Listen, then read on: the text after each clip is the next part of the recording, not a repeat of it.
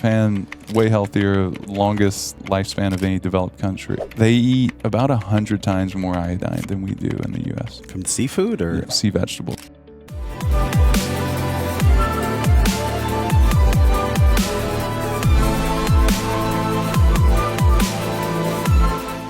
I know about hormone imbalance. In functional medicine, there's a term called the pregnenolone steal, which is like the master hormone, and then everything's built from there. Right. So what is the relationship of the minerals to the hormones themselves? Because they're radically different. And I think people get hormones and minerals confused. If you were to look at it on a triangle for a metaphor, would the hormones be above or below the minerals, or is it more of a feedback loop? It's a feedback loop. Yeah. It would be like 2D and then a feedback of minerals producing hormones. So you can't reduce adequate levels of any of it without those minerals. Okay. Yeah. To that extent, you're influencing because you're putting more into the system. You're dictating the output or dictating the input and measuring the output. Okay. And that's one thing that we can look at. And you're in good standing there, ratio wise, which is great. If you want to skew one way, it's this way, where you're more zinc, you're higher zinc than you are copper as a guy.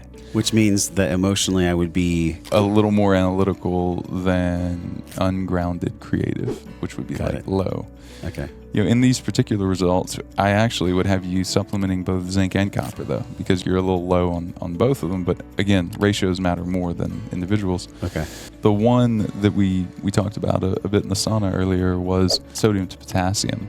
So right now, although your sodium to potassium shows low, I would have you increasing your salt intake, and that will actually build emotional resilience. So as the whole nutrition becoming personality thing that I was saying, that's a great example, because for it to stay where it is right now, 1.05, anything below a 1.4, I mean, it's like that's the kind of red zone. And the good news is that you can just increasing salt, like just salting your water, teaspoon in the morning, that before you have any sort of stimulant or anything.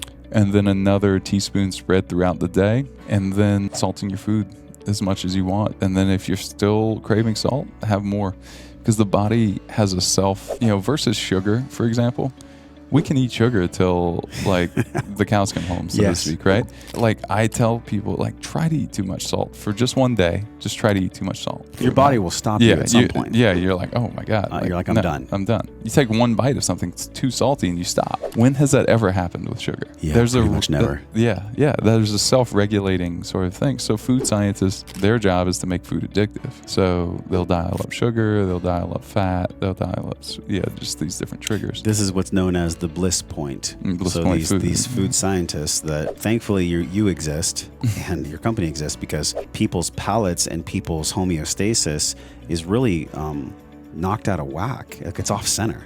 Yeah. So we crave the wrong type of foods, not because our body's craving them, but because our mind is craving them, which is a huge differentiator. These scientists get paid hundreds of millions of dollars. Man. Pepsi Cola, Coca-Cola, McDonald's actually, with their CCK hormone that they inject into all their food. Just enough sugar, just enough salt, the bliss point. It's why Dr. Pepper's recipe is like held in a safe somewhere, because they spent millions of dollars figuring out how to addict people. So it's a massive conversation that we can't get too deep into now. Right. But Lauren's going to link a few shows right here if you guys want to learn about that bliss point. But you guys can heal that. You can help to support the healing of that and bring people more back to homeostasis, more back to center. Absolutely, because when you get your sodium and potassium levels, which you also need to increase your potassium levels too. Like I want you to take in basically as much potassium as you can get. To put it in perspective, if you ate 10 bananas, you would get to your potassium level in a day. Anyone, right? In a day, and that would be one day, and you'd have to do it the next day. 10 bananas. So supplementing potassium is something that really just most people should be doing. 2% of people get enough potassium. That's another way to say it. On a daily basis, 2%. I mean, the overarching question that I think definitely someone's feeling is, when we look at testing, when we look at supplementation for minerals, why can't we just get it from the food? Obviously, your company, your mission wouldn't exist if we could just get it from the food. So what are the things that block us from getting the potassium, the sodium, the minerals from the food? Like what's going on with the food? multiple things at play. One, the soil is depleted. You talked about that earlier. Conservatively, in the last 60 to 80 years, we have 40% less in our steak, in our salad, in our sweet potato. That's just kind of across the board. And you know that's true because you can go out and physically measure around the world the topsoil. That is a problem that we have to solve, and we need to be giving birth to innovators. And instead, we're giving birth to children that have lower IQs because mom has lower and lower levels of these minerals to give her child. And when mom has low levels of iodine, for example, you get a child that has up to a 20-point lower IQ.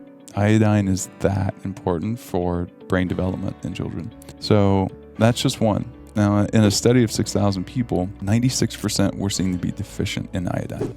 That tells me a couple things. Well, one, in the study, the other thing you have to know is that some people said they were currently taking iodine supplementation, and they still 96% were deficient.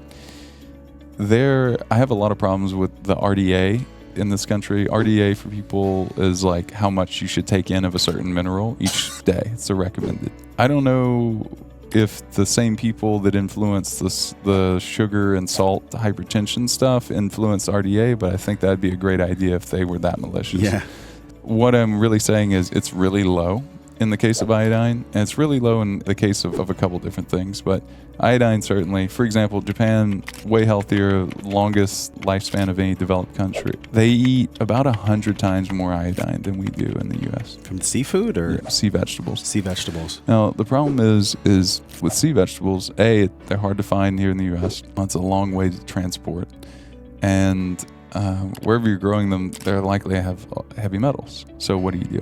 All right, well, if I'm going to do this every day, I want a third-party test every batch and make sure that it has a large amount. So we have about half of that dose, so 5 milligrams is a large dose in our iodine. And it's a dropper, so people can decide, all right, I want less, maybe intuitively, maybe they do sway tests, maybe they want to do a smaller amount. But everyone, even if you're in the hyperthyroid, my personal belief, because that mineral is needed to produce thyroid hormone. It's one of the building blocks. You still need thyroid hormone throughout every day, even if you're on the high end of the scale. It'll help you get over cold sensitivity over time. It might take a year to rebuild, but hey, you're doing it. A lot of good things to talk about there. Yeah.